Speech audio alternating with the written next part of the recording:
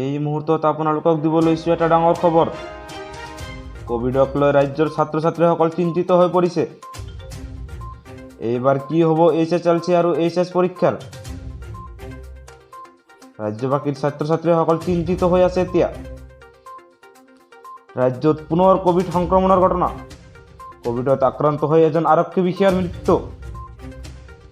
মৃত্যু হোৱা আৰক্ষী বিষয়াজনৰ নাম মনোৰঞ্জন ফুকন। ডিব্ৰুগড়ত চিকিৎসাধীন হৈ আছিল আৰক্ষী বিষয়াজন।